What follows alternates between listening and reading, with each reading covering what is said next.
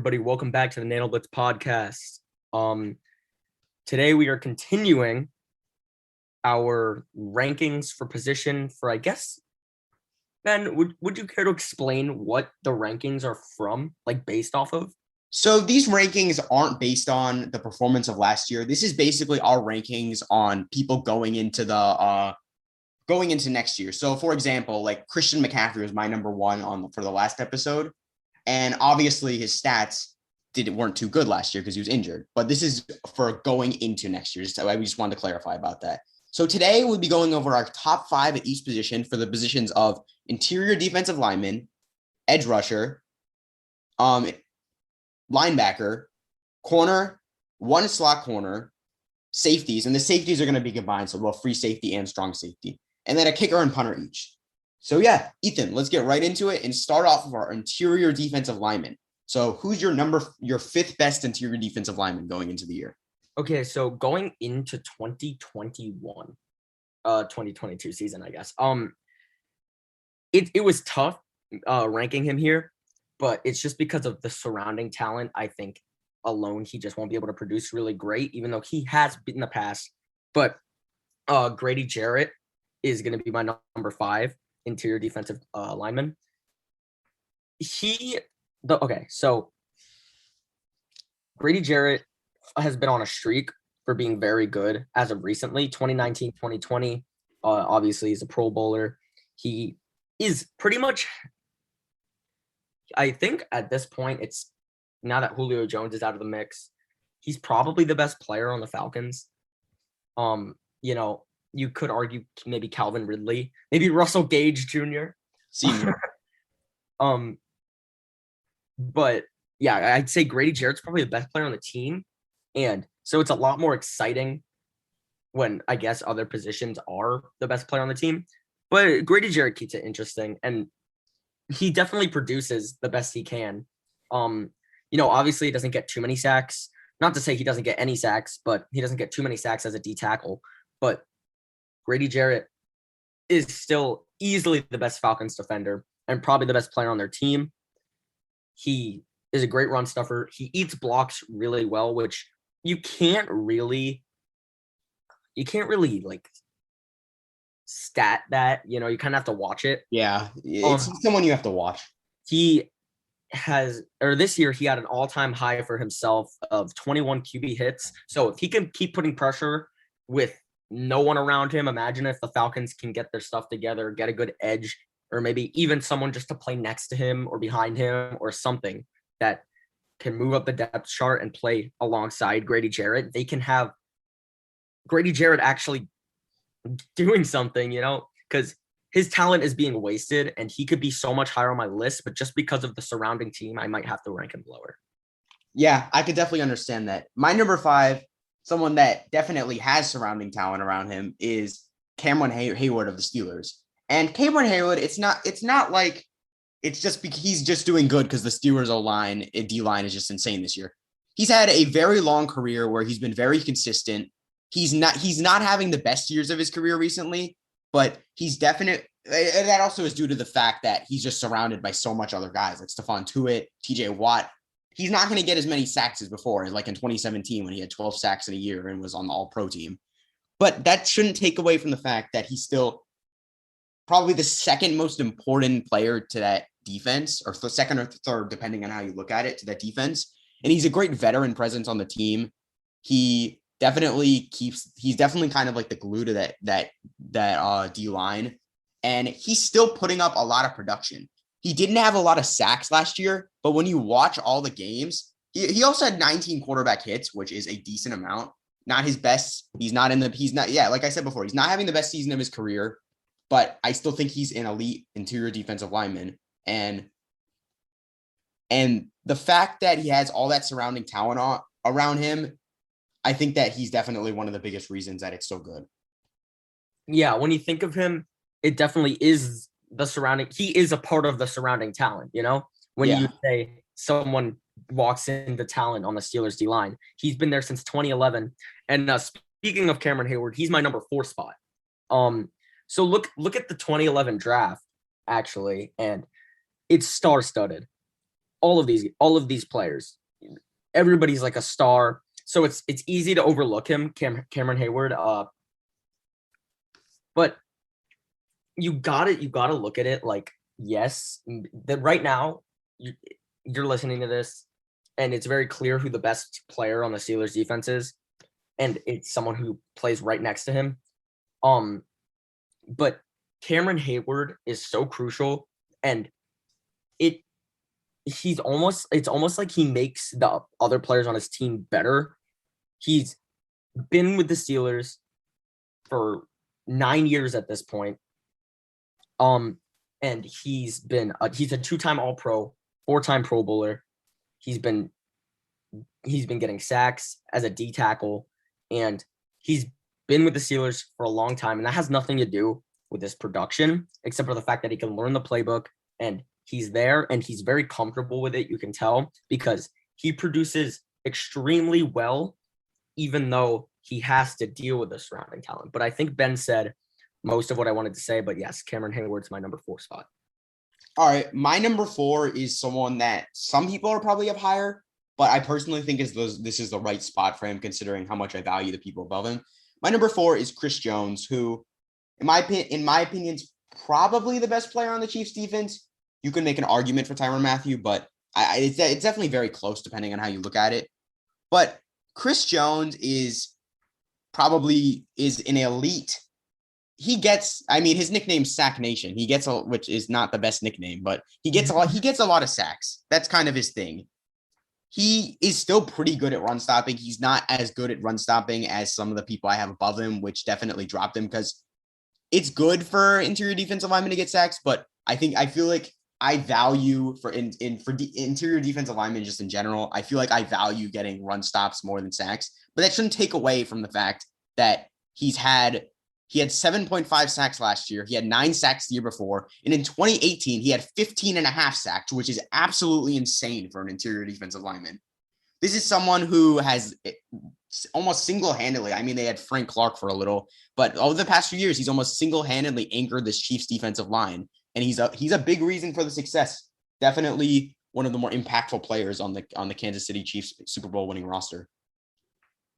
So my number 3 is the same person. It's Chris Jones.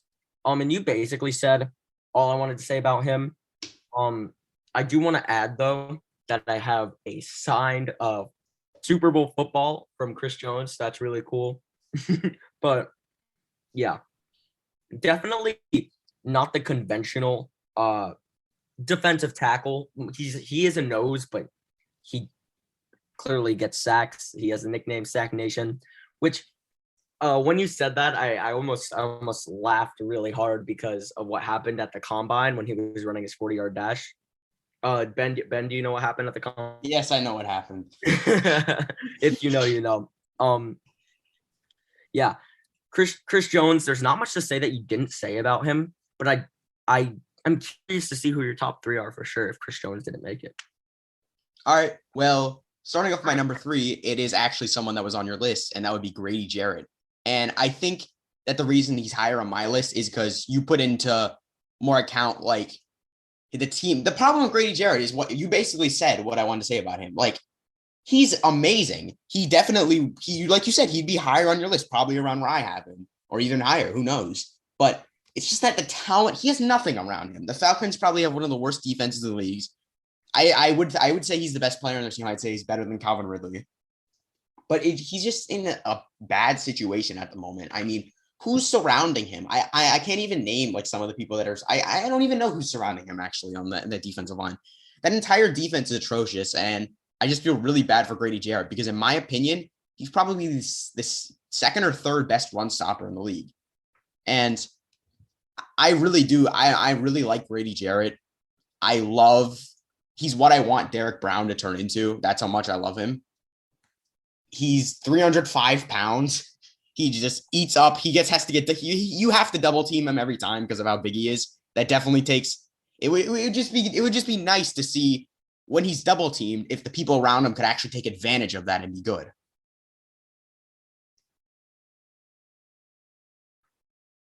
So I definitely see your reasoning. But for me, it's more of not what he could be, it's what he is now. You understand? Yeah, I see what you mean, but I like what I see now, though. It's just that He's definitely still top 5. Well, he's on both of our top 5, but I definitely just think that the people I have ahead of him are more proven and are better, even though Grady Jarrett's been in the league longer than most of the people up here. Well, not most of them, longer than 2 of my top 5. Yeah, I was flipping back and forth between Chris Jones and Grady Jarrett, but it ultimately came down to what I value more for a D tackle, which is run stopping over stacks. So both are very good. Both are extremely good at elite at what they do. But it's just that I would rather personally, I think that run stopping D tackles are more valuable. All right, so tell me this, Ben. Tell me this. If you could have run stopping or sack it or the ability to sack, wouldn't you want both over either or? Oh, of course, and that's definitely the case of our top 2 players. Yeah, my number. I think we do have the same top. We do. So our 2 is DeForest Buckner. He is humongous.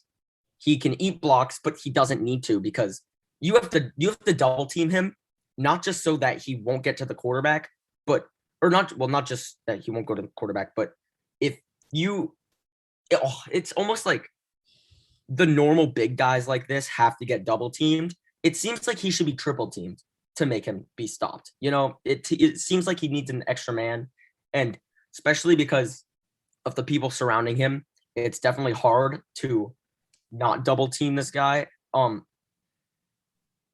it's definitely hard to double team him because you have people like Grover Stewart, who Ben and I were just talking about a little bit ago. But looking at his stats with the 49ers, they're still incredible stats. And with the Colts, it's not like he took it to a different level, but you can see he's slowly returning to his 2018 form where he had 12 sacks and 17 tackles for loss. Well, this year he had 9.5 sacks and 10 tackles for loss. He has the most QB hits he's had, and he had a safety this year. So statistically, it's definitely a player you would want. But like it is with most defensive tackles and noses like this, he can eat blocks, which allows everybody else on his team to be good. And he just looks even better when you're watching him play than stats. So I can't really go into stats. I just kind of have to – you kind of just have to trust Ben and I here. I mean, I'm sure all of you watch football that are listening. But yeah, this defensive tackle is definitely one of the harder categories to rank. It comes down to, sure, stats do play a part in it, but it basically comes down to actually watching like game film, actually watching the games. But yeah, DeForest Buckner is my number 2 as well. I absolutely love him. I really like him. He's a perfect combination of run stopping and pass rushing. And like you said, why have one with great? Why have mostly just run stopping of Grady Jarrett, or why have just mostly pass rushing Chris Jones, when you could have both with DeForest Buckner? Yeah, but for my number 1 spot, it was very hard to pick. I was debating between a couple of guys. Nah, I'm kidding. It's by far my number 1. I'm not sure if he's your number 1, but he better be, or he'll be very mad. Aaron Donald. What? It's not. Who's your number 1 then? My number 1 is Al Woods. Nice. On the Jaguars. Probably the best player in the league. It's between him and Mahomes. Aaron Donald's his floor is a top 2 player in the league. He's probably number 1 if I'm being honest. I mean, what else? What is there to say about Aaron Donald? He is one of the biggest freaks of nature we've ever seen in the NFL, and he has the production to back it up. This man gets, for the past 4 years, he has had 11 sacks, 20.5 sacks, 12.5 sacks, and 13.5 sacks while being like triple teamed every play. There is just no way to stop this man. He is a little cheat code. It's just insane the amount of production this guy puts up. So for me, it's the fact that this guy doesn't stop winning Defensive Player of the Year awards. It's annoying. He's getting annoying. He's getting on my nerves, but don't tell him I said that because this man terrifies me. Oh my gosh. I always forget about how amazing his 2018 season was. Like really amazing. Yeah, that's going to probably go down as one of the better defensive seasons all time. 20.5 sacks, 25 tackles for loss, and 41 QB hits, all career highs. All while being triple teams, probably. Oh my God. He's so good. Like, so good. Oh my God. There's not much to say. Everyone knows about Aaron Donald. He could do everything, and he's 6'1", 280, which isn't even close to the size of some of these people on this list. Yep. He's a short king, even though 6'1" is not short. And Aaron Charles Donald is is easily the best. Well, he's easily the best defender, easily the best pass rusher, easily the best D tackle, arguably the best player in the NFL. Yeah, that's perfectly worded. But with that, we're going to be moving on to our next category, which is edge rushers. This is including both defensive ends and outside linebackers. So let's start us off with your number 5. So my number 5 was kind of a toss-up. If you follow the Instagram, our pass rusher, but Aaron Donald with both are none, so it's going to be a little switched up. My number 5 is going to be Nick Bosa. So, okay, Nick Bosa still isn't exactly a set top 5 guy for me, but it's basically going to be him or someone that's it's definitely going to be a speed guy like him, like Nick Bosa. So why not Nick Bosa, the guy who's, if his injury didn't happen, I would be much more comfortable with this. But as a rookie, he was a Pro Bowler. He had an interception. He had a forced fumble. He had 9 sacks, 25 quarterback hits. And that's just statistically. This guy loves pressure. He's fast. He can chase down running backs at some points. He can do so much while also being extremely technically sound. He's got great hands too. Not catching wise, pass rushing hands. Nick Bosa is definitely someone I'm super excited to see in 2021 because in 2020, the guy got injured and he didn't even have a sack or anything. It's upsetting, but everyone knows 2020 is a big year for 49ers injuries, but I still feel comfortable putting him on my list. Kind of. Yeah, Nick Bosa was actually my number 5 as well. So you really said you did a good detail about him. So I don't really feel the need to talk about him that much. So, but yeah. So you can go with your number 4 then. Yeah, my number 4 is actually his brother, Joey Bosa. Oh, interesting. So Joey Bosa is someone I actually had him a bit higher, but I decided to swap him with my number 3, who you'll see in a minute. But Joey Bosa, he plays very similar to his brother plays very similar to him because Joey was first. But they're both very fast for defensive ends. Like you said, they're both technically sound. And they get sacks. They get great stats. I mean, Joey Bosa has had, in the 4 years he's been relatively healthy, he's had 10.5 sacks, 12.5 sacks, 11.5 sacks, and 7.5 sacks, which is insane. And even that year where he had 7.5, he only played for 10 games. So 7.5 sacks in 10 games is still very good. He's someone who he does have his fair share. Actually, no, he stays pretty healthy, but he does have his fair share of injuries. But that shouldn't take away from the fact that he also had, oh my God, in 2019, he had 31 quarterback hits. That's absolutely insane. And even this year, he only played 10 games this year, and he had 27 quarterback hits all in 10 games. That's insane. Yeah, Joey Bosa is my number 4, but I could definitely see the case for him being a little higher. So speaking of him being a little higher, my number 4 is who I expect is probably your number 3, Khalil Mack. Khalil Mack, long time, is easily one of the most consistent, best pass rushers in the NFL by a long shot. With the Bears and the Raiders, pretty much, he's just been over 10 sacks.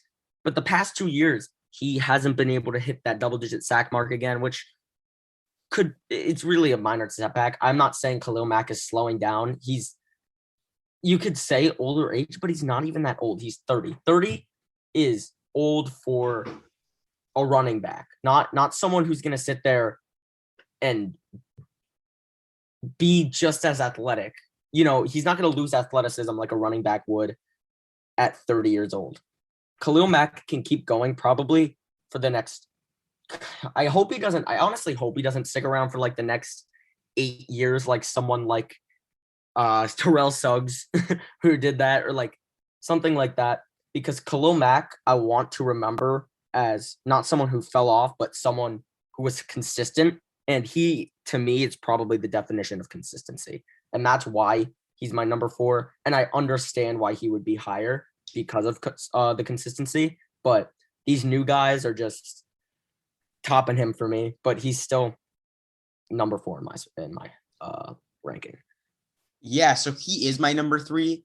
And yeah, I really liked what you said about the consistency. That's definitely why he was so highly ranked for me.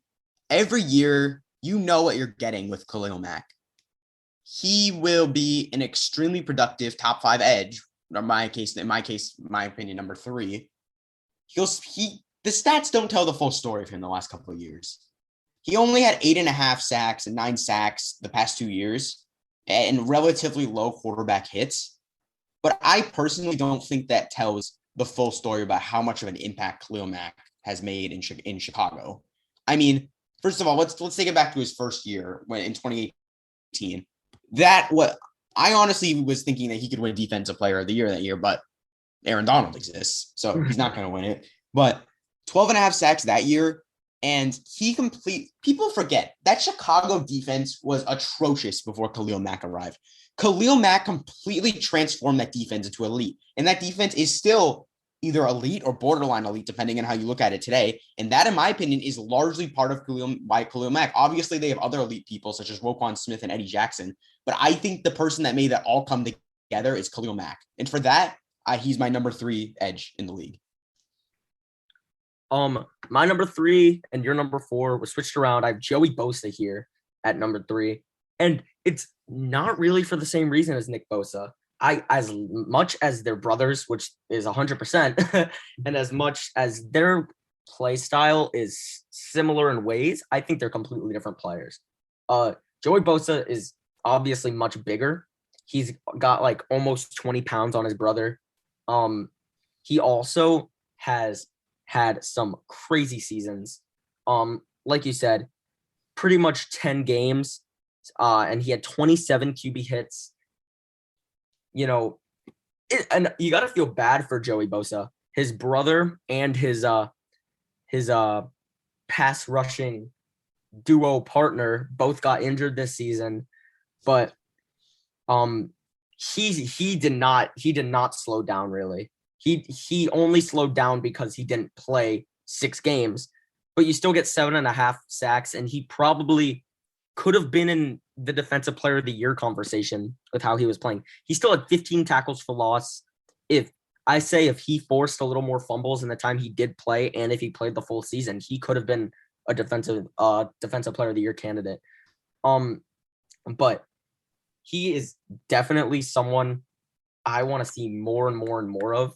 And he would be my favorite edge on this list if it weren't for someone later in this list. But Joey Bosa is just, I cannot wait to see more. And it feels like he's been in the league forever, but 2016, he's still, what is he? He's 26 years old. Yeah. 26 years old. And he just turned 26 years old. Mm-hmm. He's just going and going and going. And I don't see anything slowing him down except for, God forbid, he gets injured, which would really suck. But Joey Bosa is on a different level than people give him credit for. I feel like at this point, Joey Bosa is almost underrated. Yeah. So I think it's obvious. It's not, we don't know the exact order, but I think it's obvious who our 2 players remaining are. Yeah, I'm gonna tell you right now, it's probably our 1 and 2 are flipped. Yeah, I think so too. My number 2 is TJ Watt. And him and Myles Garrett it's a very good argument about who's better, in my opinion. And it makes it even better that they're in the same division.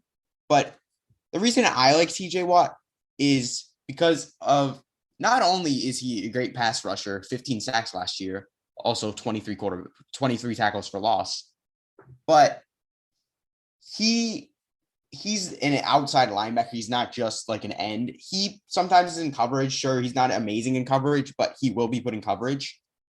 And he rushes. He's just like, he's definitely the best player on that. He's probably the best player on the best defense, which automatically probably cements you in the top as top three.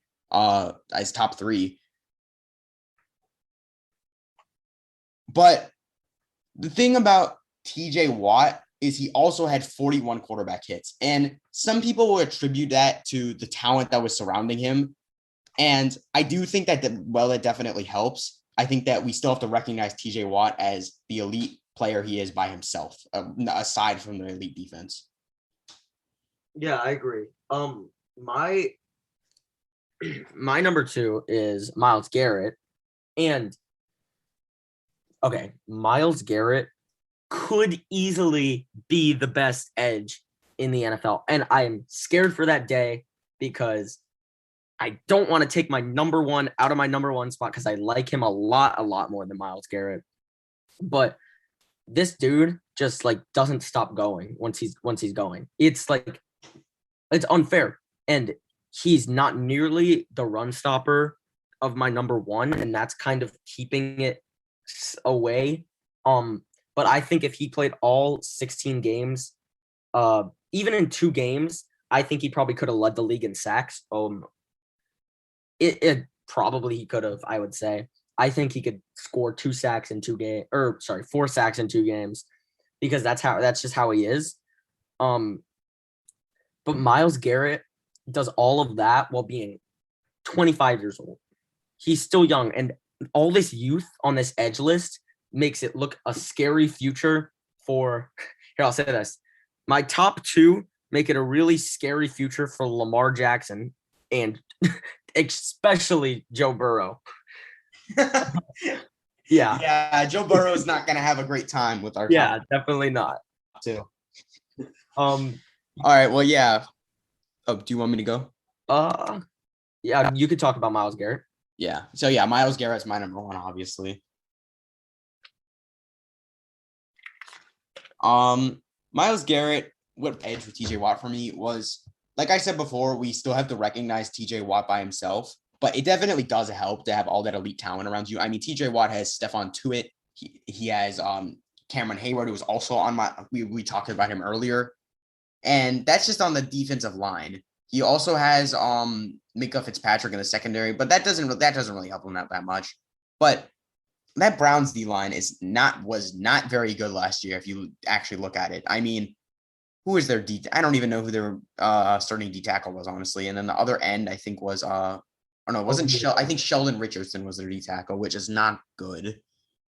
Their other defensive end was Olivier Vernon, not very good. So when you look at that D line, the only person really above average is Myles Garrett. So when that happens, when you're the only above average player, well, in Myles Garrett's case, he's not just above average, he's elite. But when there's no one else even above average on your defensive line, what happens is you get doubled and triple teamed. We've seen this with Aaron Donald before, and we're starting to see it with Myles Garrett. And I think that definitely dips into some of his production, but I don't think it should take away from the impact he has on the Browns defense. I agree with you, but he's still not my number 1 because you think edge and you think pass rush, and then you look at who led this league in sacks, and it's TJ Watt, and you say, okay, well, you can't just go by sacks. Okay, so you think pressuring the quarterback. Well, I'll tell you, 41 QB hits is definitely pressuring the quarterback, and you say, whatever, he can't do other stuff. Is that why he had 2 forced fumbles, an interception, and 23 tackles for loss?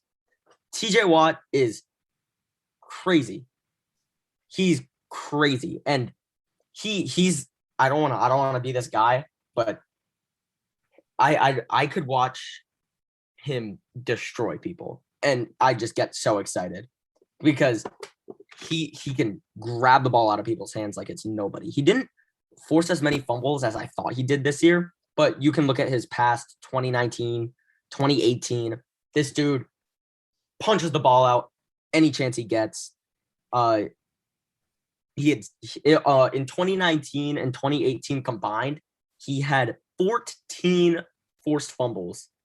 That's like crazy. But that's not even what does it for me. It's just the fact that you need to watch a player sometimes to just know. And I don't like using this excuse, but go ahead, watch his film. Don't watch highlights, because you can watch highlights on anybody and you won't learn anything because you'll see their highlights. Don't watch lowlights because then you're gonna think they're bad.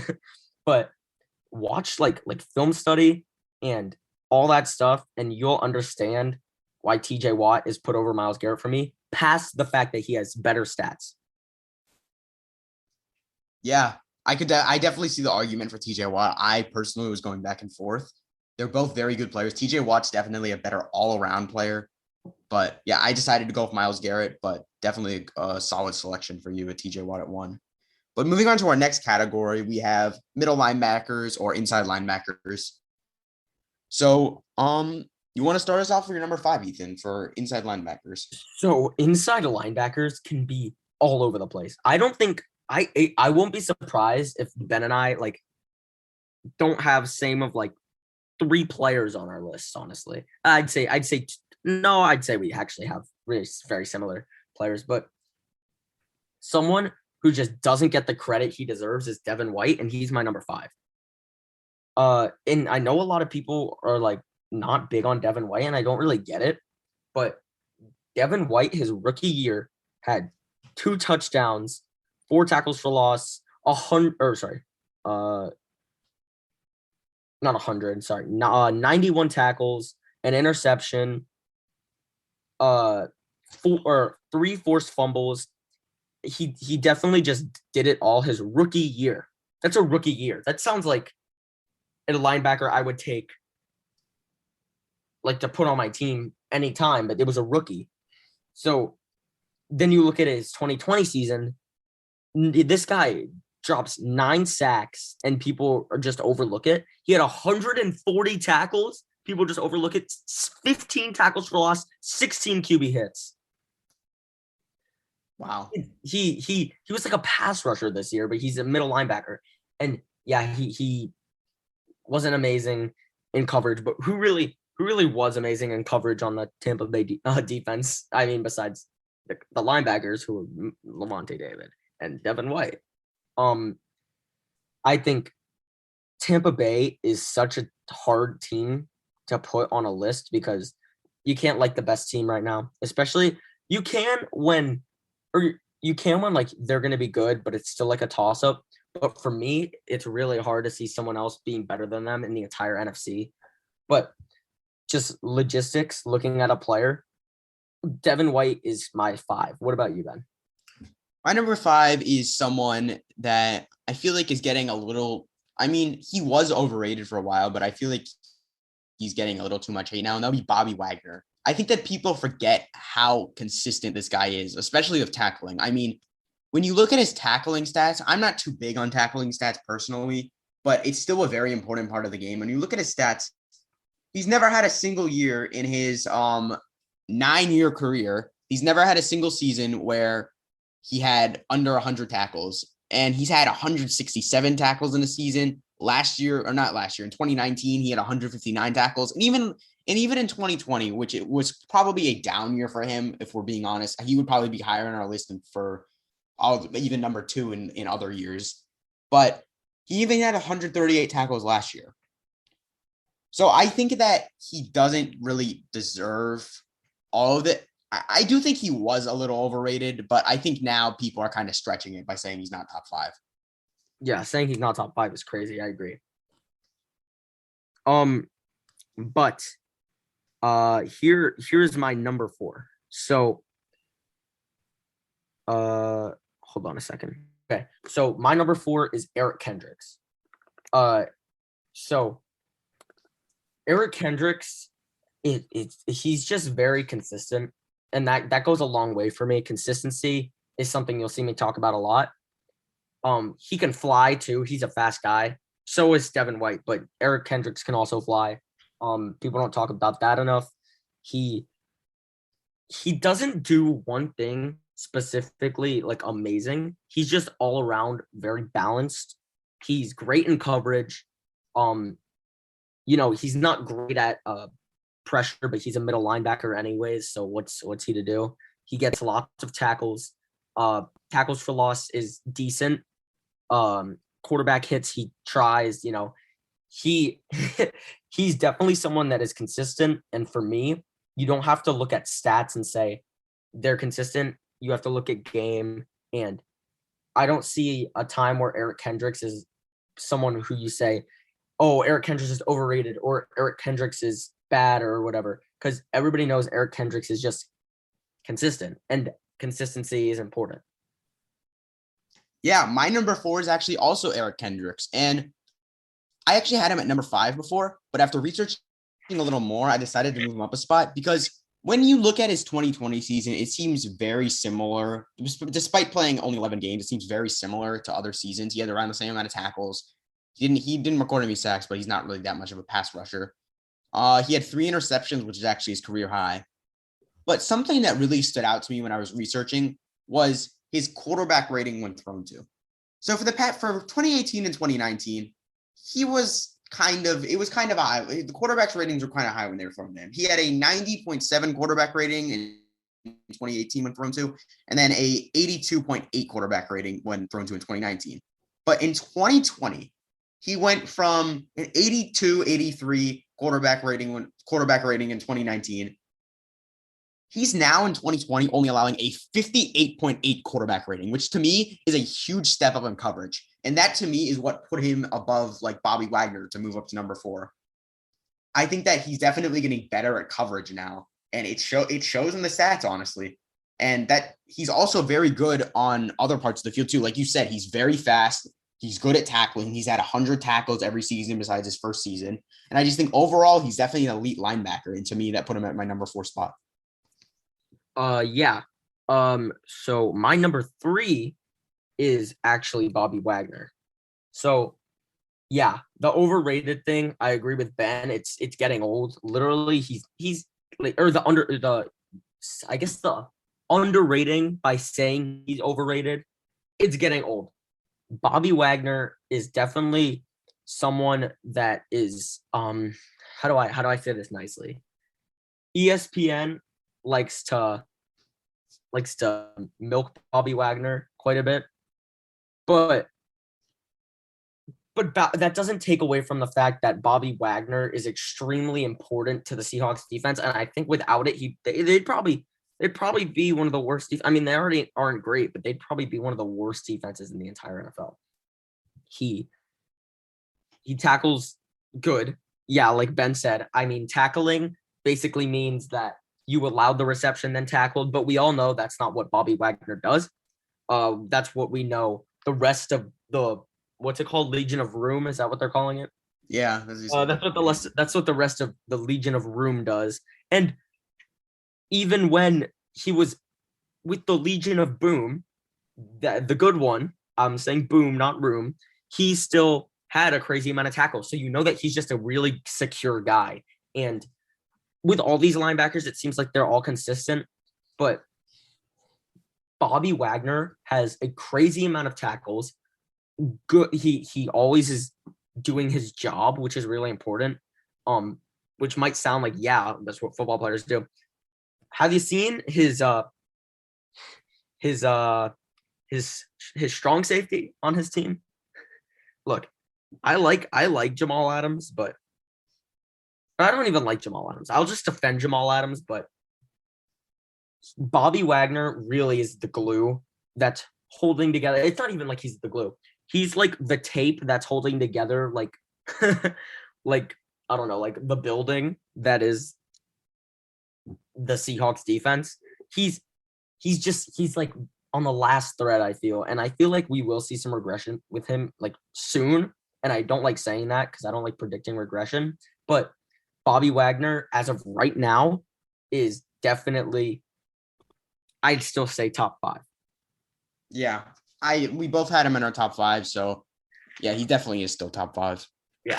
But moving on to my number 3. My number 3 is Fred Warner. This is someone who was relatively unknown before the 49ers made their Super Bowl they won that Super Bowl run in 2019. He was relatively unknown until then, but he's definitely burst onto the scene, and he proved that 2019 was not a fluke by being selected to the All-Pro team in 2020. And this is someone that, as we've said with other linebackers, ever since he's broke out, he's been very consistent.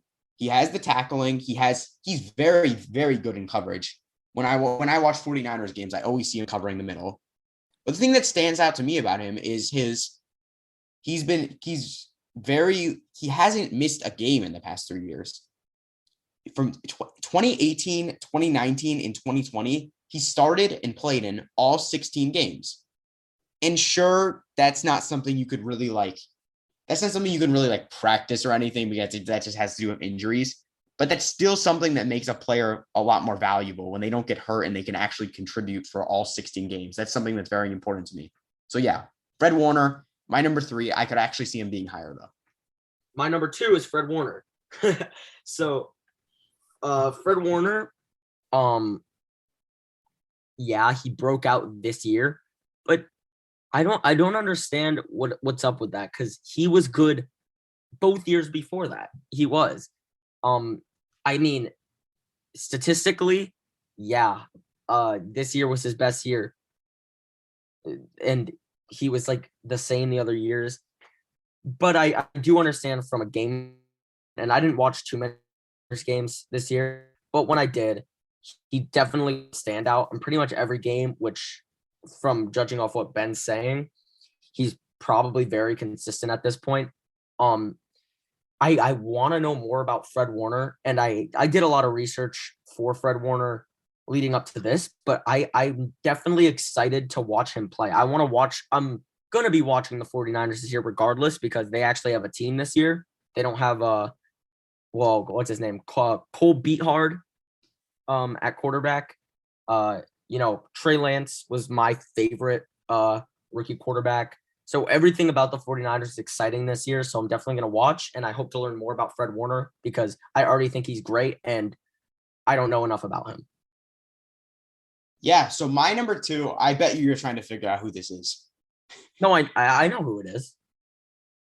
I'm not sure if you do. I think I do. All right. My number 2 is Roquan Smith. Yeah, I knew. Yeah.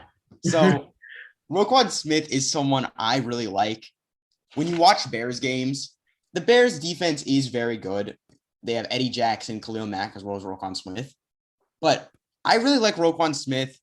He's very fast. He, like everyone else on this list, he's very good at tackling. But he's also similar to Devin White, he's also a very good rusher. Not even particularly in sacks. He only had 4 sacks last year. His career high in sacks is 5 sacks. But what stands out about him is his tackles for loss.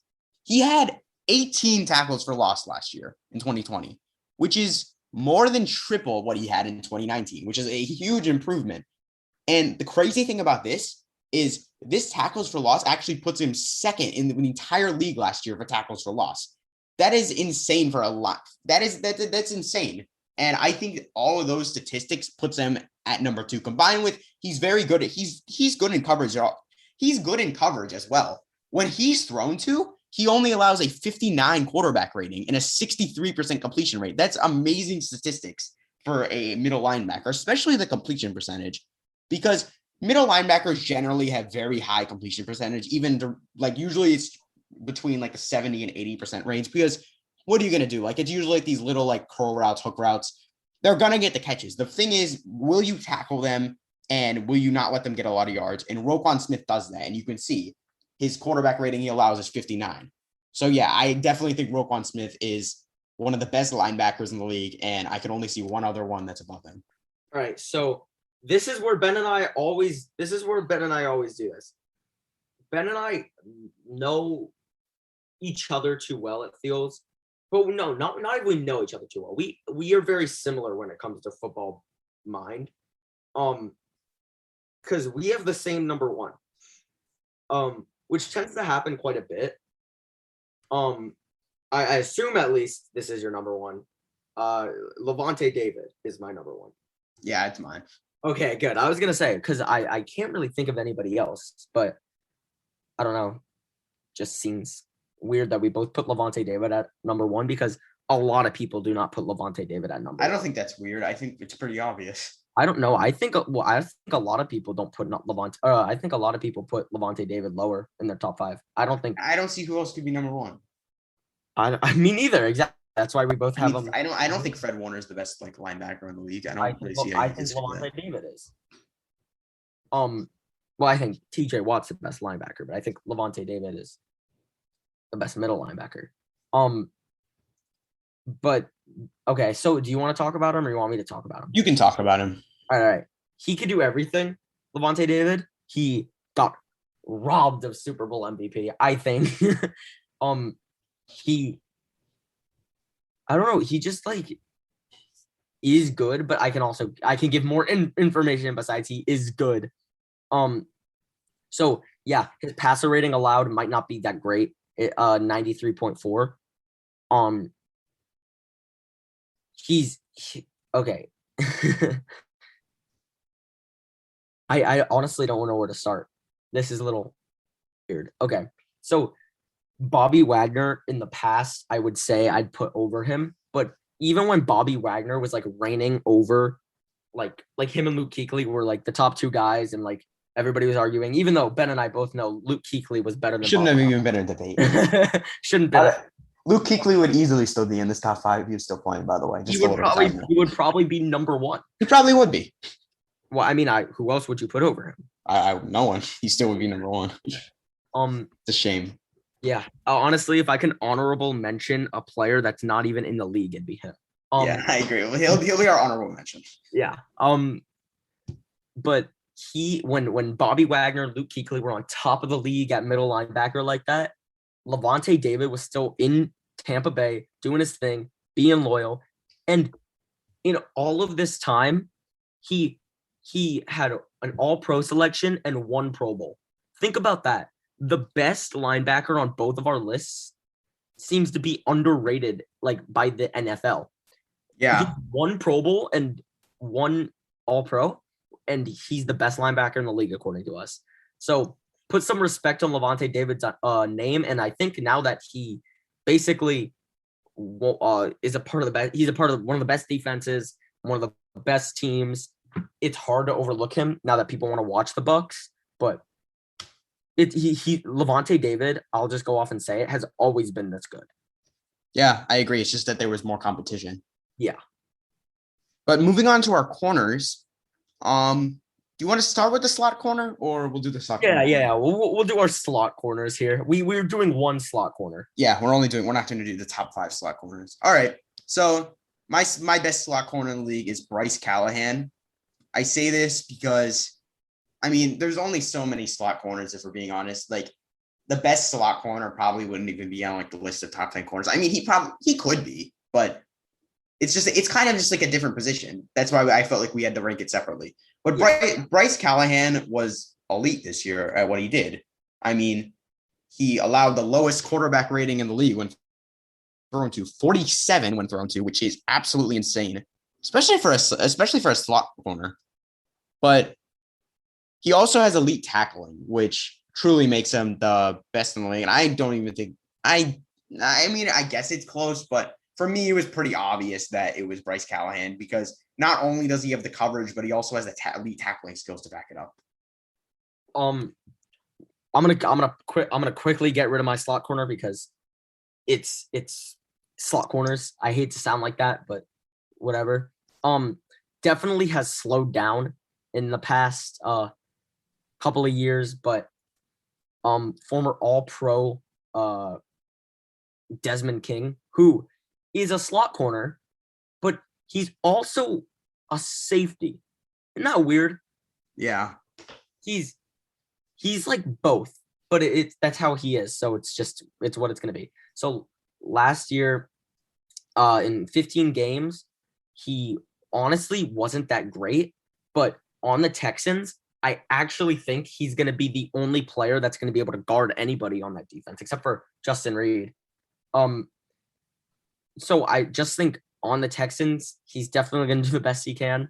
And when he was on the Chargers, the last time, I guess last year when he last played for the Chargers, before he was on Tennessee, I think that he could have been very good if he just stayed on the Chargers. He was on pace for a really good season. A pretty low passer rating allowed. He was getting blitzed, honestly, a lot, which is interesting for a slot corner. And he's a slot corner that's so locked down, he gets an amount of tackles for loss. But I think his unique thing is that he definitely gets pressure as a slot corner, and not a lot of people blitz their slot corner, because why would you blitz your slot corner? Because wouldn't the check down be in the slot? But it just kind of works. It's not like his past teams have been very good, but he definitely is good. Do you understand what I'm trying? Yeah, I get it. Okay. I hope the viewers also understand, or the listeners. So now for our top 5 corners.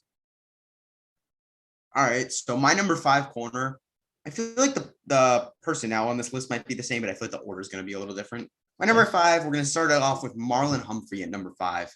Okay. This is definitely an interesting, kind of play style for a corner, because sure, he is good in coverage, but what separates him and actually puts him in the top 5 is he gets that ball out of the defender's hands. He had 8 forced fumbles last year, which was the most in the league. It doesn't even really make sense how he had 8, because for the rest of his career, he had 3 combined, which doesn't really make a lot of sense. But yeah, he had 8 forced fumbles. He's still pretty good in coverage. I wouldn't say he's elite in coverage, but he's pretty good in coverage. He had a 61% completion percentage allowed last year. Not the best quarterback rating for a corner at 84, but he makes up for that of his forced fumbles. And all in all, I think he deserves the number 5 spot. So my number 5 spot, also Marlon Humphrey. You pretty much said what I wanted to say. I think he's definitely a great man coverage corner. He almost isn't locked down as you think, or as locked down as you think, if that makes sense. But he, like you said, 8. How do you have 8 forced fumbles? That means you have to allow the reception and then strip it out. I think he might. Yeah. I think it might be a part of his strategy, honestly. It makes sense if he knows he could get the ball out of their hands. So I would understand if in these advanced stats the passer rating allowed would be higher in 2020, which it was than every other year, because he was allowing receptions and trying to strip it out instead of just trying to shut it down at first. I don't know if that's true. We'll have to try and interview Marlon Humphrey.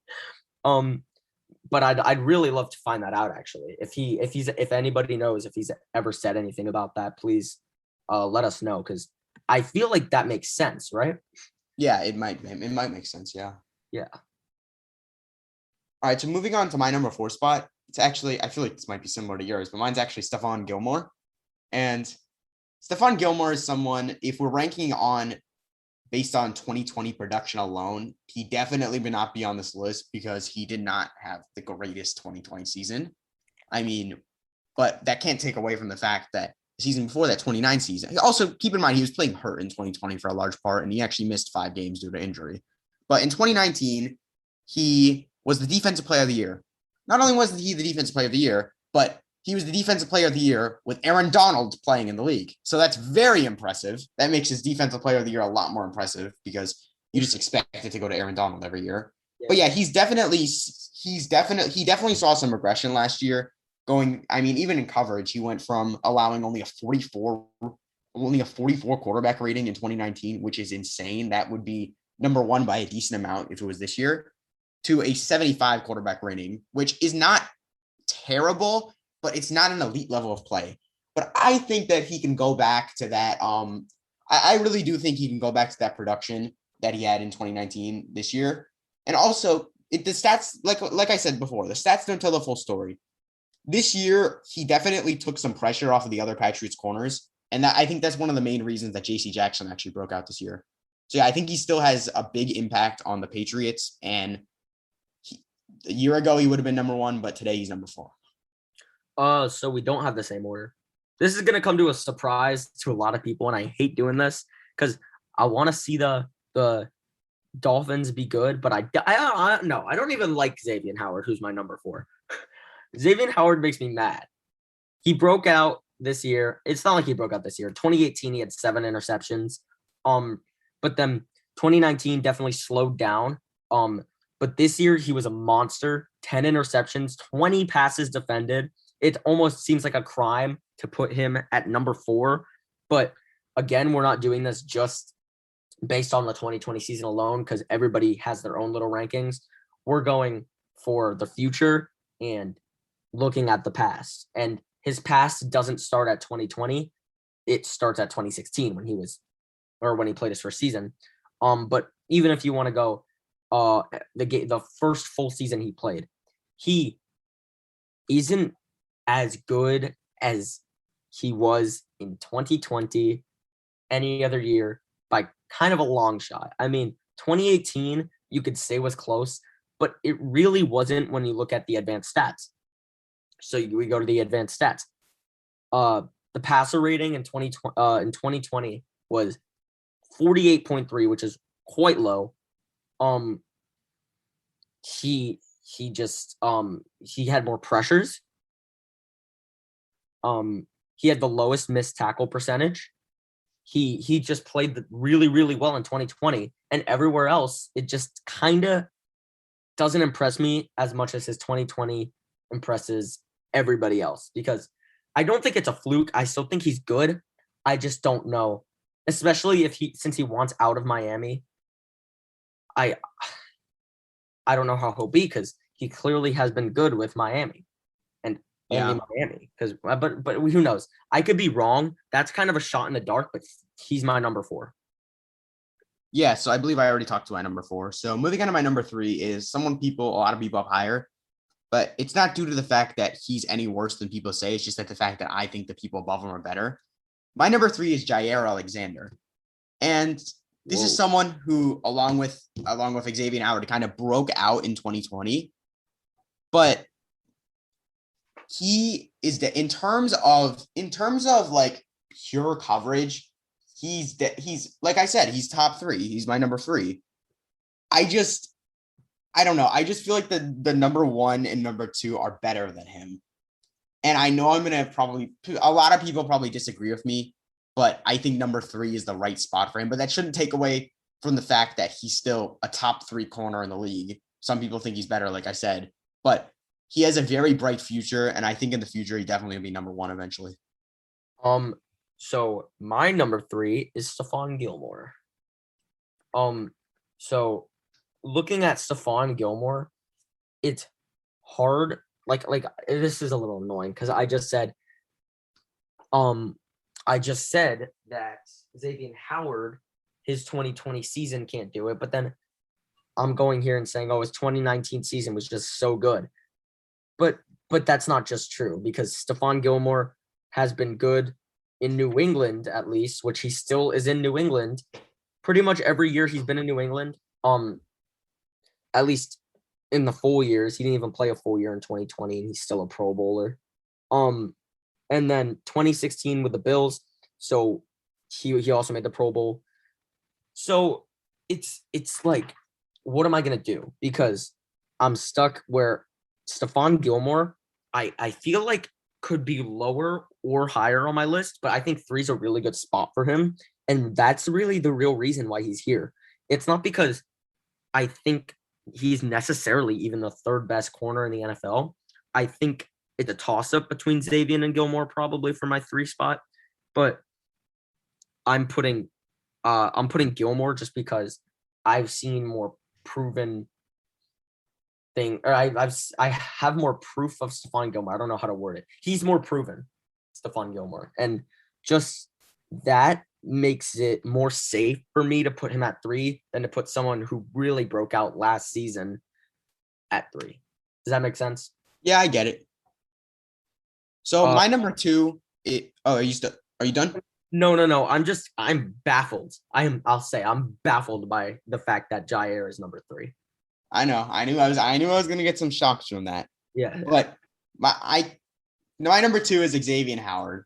And I completely disagree with what you said about him, about only having a good 2020 season. I think this is not true.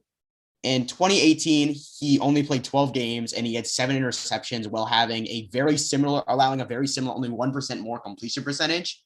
And 2019, the season everyone says he likes to suck in, he only played 5 games, and I'm sure he was playing injured for some of those games. So I don't think it's really fair to judge him off of that season, or even say it's really a down year, because he was hurt. But for the past since 2018, I mean, the 2 years he's played healthy, or even relatively healthy, he's been outstanding. I mean, 2018 is a great year. That by itself is a great year. 12 games, 7 interceptions, only a 51% or 52% completion percentage. That's great. We didn't think he was going to be able to pass that.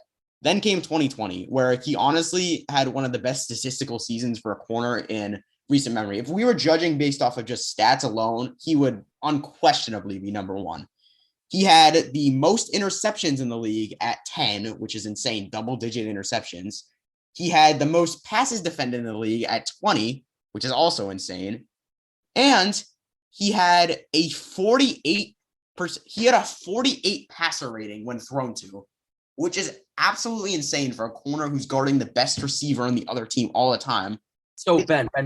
What? Tell me this. If you could put your money on Xaiven Howard or Jaire Alexander being better, you would really put your money on Xaiven Howard. Yes, for next year. But for the future, like for farther into the future, I'd obviously pick Jaire because he's younger. But for next year, I think as long as if both of them are staying healthy, I'm gonna go with Xaiven Howard. The one down year he had since he broke out, and I wouldn't even say he broke out this year. He didn't break out. He was a Pro Bowler in 2018. I don't see how he broke out this year. He was great in 2018. I never said he broke out this year. I'm saying I'm not judging him off of just 1 year, because in 2018, no, listen. In 2018, he had a lot of interceptions, but he didn't play nearly as good as he did in 2020. He did. When you look at the advanced statistics, he did though. His completion percentage allowed, his quarterback rating was a little elevated, which makes sense because he wasn't as good. But some of his stats, like completion percentage, was just around there. He still had a very good completion percentage, and he still played extremely well.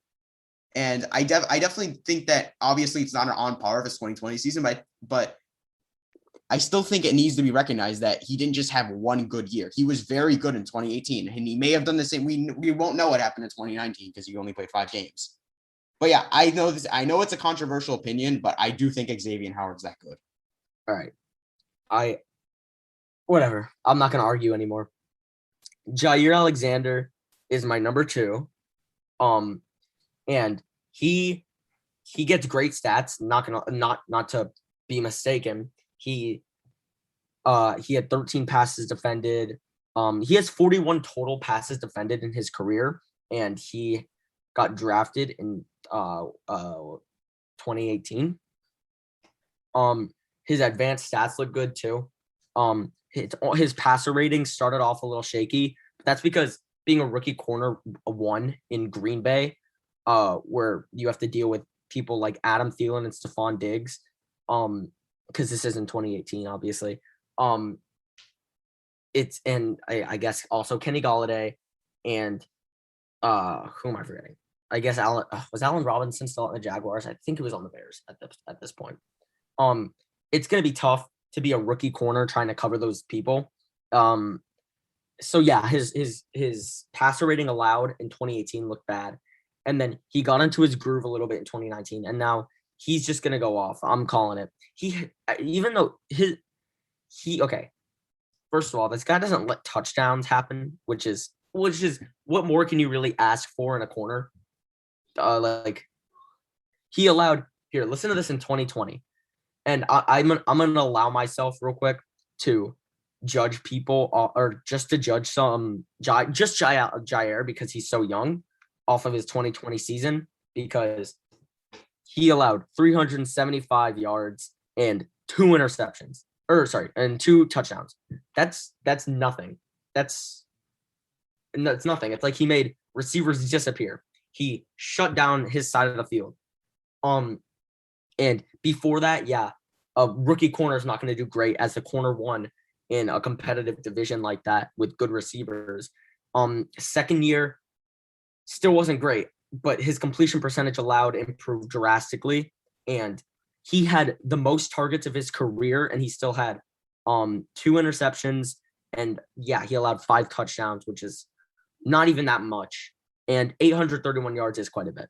But this year, if he could just produce like he did this year, which isn't that easy, so I'm not expecting even this year again, but it's not hard to expect it because someone like Jaire Alexander, who just has been good really since his second year in the NFL, can only go up from where he is. And that's the reason he's my number 2. I know you were talking about Xaiven Howard only having 1 year, but Jaire's first 2 years were just not like good. Like, I mean, he did, and he's the corner.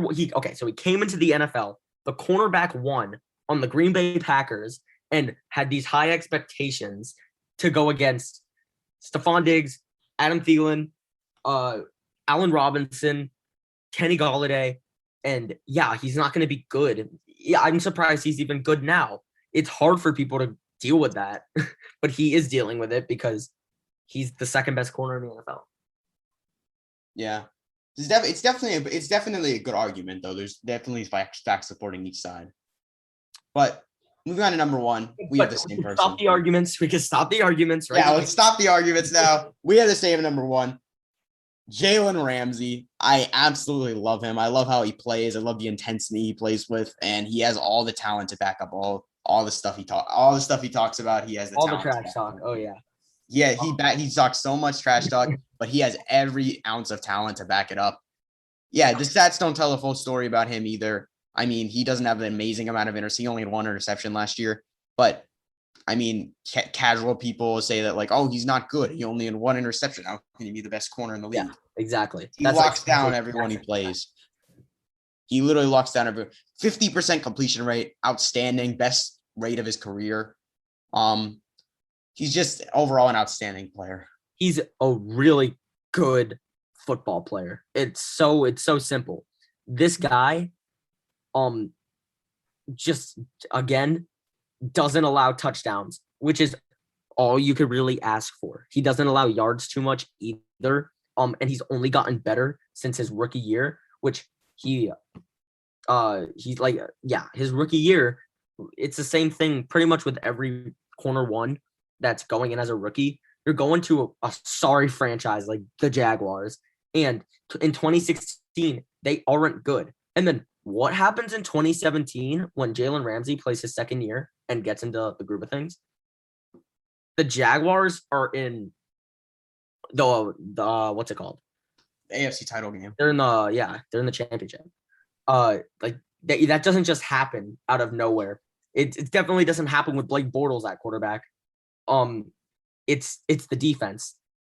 Jalen Ramsey kind of made him and Calais Campbell and not saying there's no other supporting pieces, but Jalen Ramsey and Calais Campbell, just like Jalen Ramsey and Aaron Donald now, kind of make their defense whole, you know? Yeah. And so think about it like this. The Rams have the one that Ben and I can't argue about, the best interior D tackle, and the one Ben and I can't argue about, best corner. So think about the Rams next season too. I mean, they already had the best defense last year. So what, they lose John Johnson and all of a sudden they're going to be bad? That's just not happening. No, they lost more than just John Johnson. They also lost Michael Brockers, who was probably the second best member of their U-line. Yeah, probably. Definitely was. Yeah, definitely. Rams' biggest issue, I can tell you now, is easily it's a linebacking core. But I still think the Rams are probably going to be a top 5 defense. That would be under, what's it called? I'd be underwhelmed if the Rams weren't a top 5 defense. Yeah, I agree. And yeah, so Jalen Ramsey's both our number 1. We're moving on to our final position group. Real quick. Honorable mention to James Bradbury. Okay, sure. I want James Bradbury on here, but he's not. All right. So moving on to safeties. Who's your number 5 safety, Ethan? My 5th best safety in the NFL, and like I said, I'm gonna defend this guy. I said this earlier. My boy Jamal Adams, who, yeah, I don't like Jamal Adams. It's just true. I don't really like him, but I have to defend him because he he's he's better than everybody's giving him credit for. He is not like some people don't say he's not even like top 10. That's crazy. Jamal Adams is my top 5. And I'm gonna say this real quick. I don't have Justin Simmons in my top 5, but I have Jamal Adams in my top 5. So take that as you will. That's how I am. But people say, "Oh, he's the what do they call him?" I don't know. Don't they call him like sack whatever or something like that? Stupid. Oh, Blitz boy. Blitz boy. Blitz boy dropped 9.5 sacks as a safety. So I don't know what these people are talking about. Yeah, his coverage isn't really good, but his coverage is bad. We'll say it. His coverage is bad. It is below average at the best we saw last year. And yeah, but not every player has to play traditionally. And that's something I like about Jamal Adams. That's why I'll defend him. Because if the Seahawks were looking for a safety that would cover better, do you think they would have traded for Jamal Adams? Probably not. Even in New York, like he was a good cover guy, but he wasn't that great in New York either at coverage. Definitely not as bad as he was in Seattle. That's why he's not higher. But they want Jamal Adams because they know this guy's gonna drop 9.5 sacks. And do you really blame them? I mean, they're not getting pressure on their D line. So if they really need to have a safety do it, I'd do the same, honestly. Yeah, Jamal Adams is actually my number 5 as well. And you pretty much said everything about that I want to say about him. I agree with everything you said. The one thing I wanted to point out, though, is that his 9.5 sacks, which is a record number for safeties, came in only 12 games. So, yeah, Jamal Adams still deserves to be in the top 5. But who's your number 4? My number 4 is Jesse Bates the third. Another honorable mention real quick, I just want to say is definitely John Johnson. I like John Johnson a lot too. Yeah. I wish John Johnson I had room for. Same with Justin Simmons. I'm not a big Justin Simmons guy, not a big Broncos guy, but it has nothing to do with the Broncos. But Jesse Bates is my number 4. Jesse Bates should have this guy didn't even make the Pro Bowl. Isn't that crazy? Yeah, it's insane. He didn't even make the Pro Bowl. That's like, what is that? It's a robbery. That's what you were saying about what were you saying that about?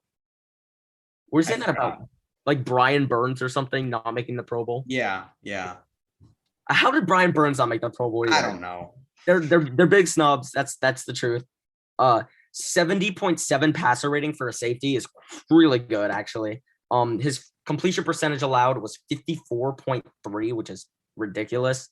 As a safety, only 3 touchdowns allowed is also ridiculous. 317 yards, again, as a safety, ridiculous. He could even be higher now that I'm really reading it out loud, but I do think just the 3 I have above him are probably the safer choice than Jesse Bates III. Yeah, Jesse Bates is actually my number 4 as well, which is weird. We have the same number 4, number 5, but yeah, I agree with what you said about him. And he like you said, he's a lockdown safety. He doesn't allow many catches compared to other safeties. And I mean, honestly, he's getting a little too underrated where like he's not becoming overrated, but he's becoming just right. Yeah. And he is only 24 also, which is so exciting. I want to see more Jesse Bates because as much as I like the Steelers, I want to watch some Bengals succeed, honestly. Is that crazy to say? The Bengals have been so sorry. The Bengals have been so sorry for the past couple of years. And now they have a good safety, a really good receiving core, a young, good quarterback. The offensive line might need some work. But you know what? Bengals are doing their thing. Hopefully they can do good, honestly. I want to see the Bengals do good. It's hard for them to not be my favorite in the division past the Steelers because they give the Steelers wins a lot. And they can still do that, but I'd like to see the Bengals get a little more competitive. Yeah, so who's your number 3? Yeah, I hope it's not the same as yours. That would be embarrassing. Is it Tyrann Mathieu? No. Oh, okay. Yeah, Tyrann Mathieu is my number 3. And your number 4 was Jesse Bates as well? Yes. Yeah. So Tyrann Mathieu is my number 3. Um, I'm gonna say it. He's kind of overrated. He can't back up a lot of his trash talk, and he's kind of it's not like his stats you could say are bad. If is there a stat here that will tell me? No. This guy gets too many flags called on him. And it's most of the time his fault.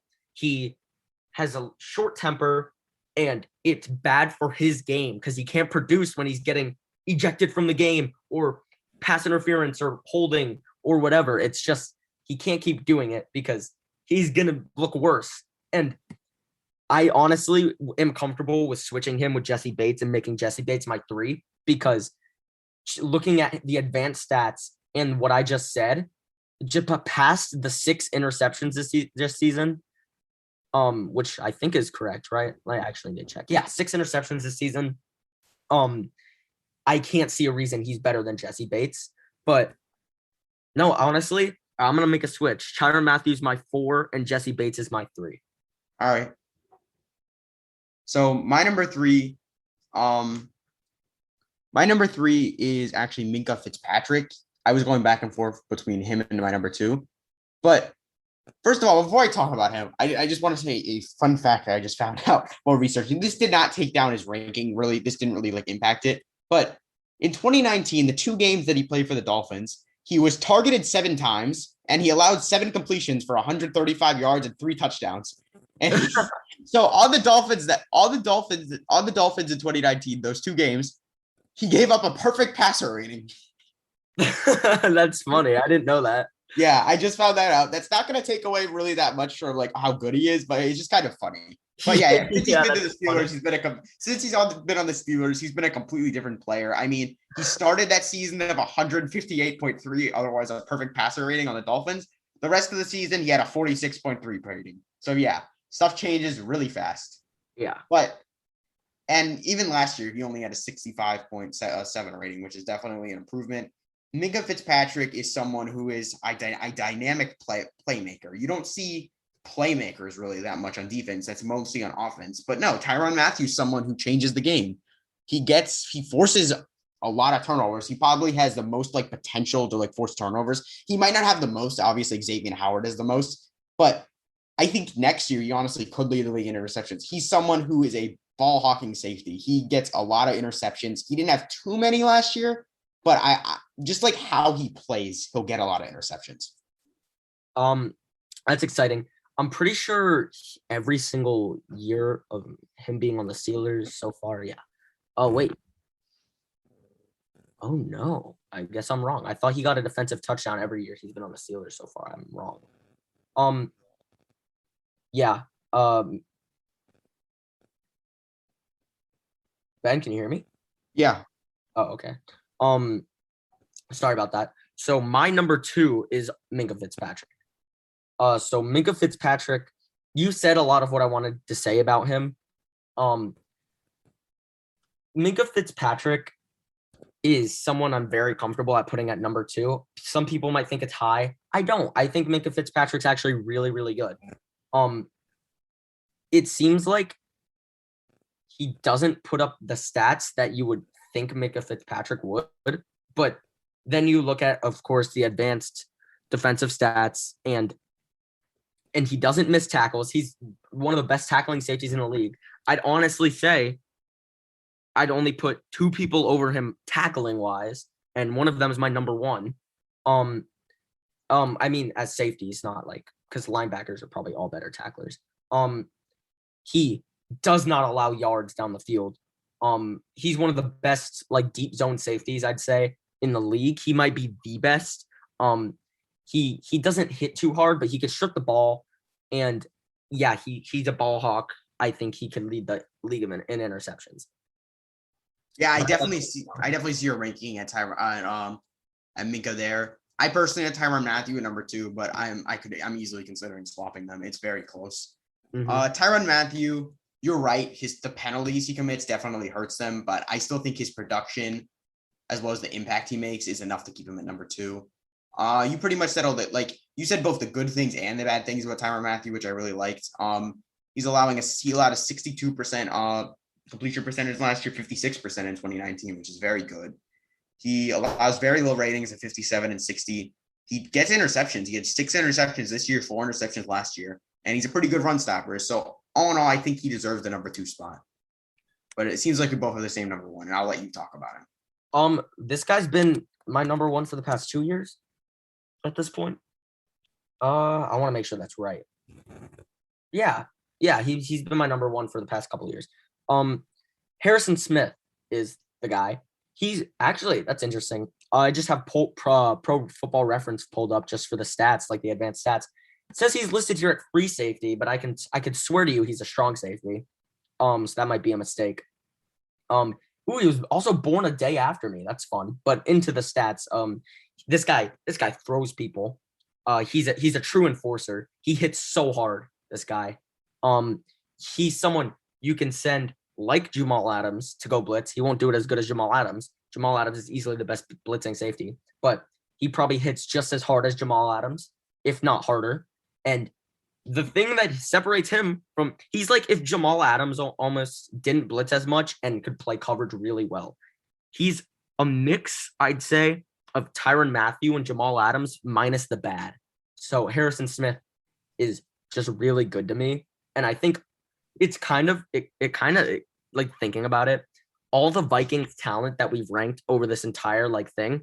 And if this was top 10s, I think we'd have a Viking in like every spot except for like corners. But it just shows why aren't the Vikings doing as good as they should be? And it's upsetting. But back to Harrison Smith, this guy does not fail to make me impressed every single year. That I, at least ever since I started watching football, I feel like Harrison Smith has been on the top. He doesn't let touchdowns happen, which is important, and he doesn't allow yards. He's a mix of the other 4 safeties on this list, not just Tyrann and Jamal. He's a mix of the other 4 safeties all mixed together, but minus the bad. I think he's actually probably, isn't it crazy to say that I think Harrison Smith, now that I'm looking at it, is like the perfect safety? Yeah, he's very good. He's 6'2", 214, which is perfect. He's tall. He's got length. And then he doesn't allow yards, touchdowns, a good passer rating, really. He's nonstop good. And then he didn't even make the Pro Bowl last year. Actually, I could see why he didn't make the Pro Bowl last year, but literally every year before that, he made the Pro Bowl. So boo-hoo, whatever. Harrison Smith is the perfect safety, in my opinion. And he's probably going to start regressing, but I'm not seeing it, really. It may be one down year, but you can't say that's regressing just because he's 32. But Harrison Smith is my number 1.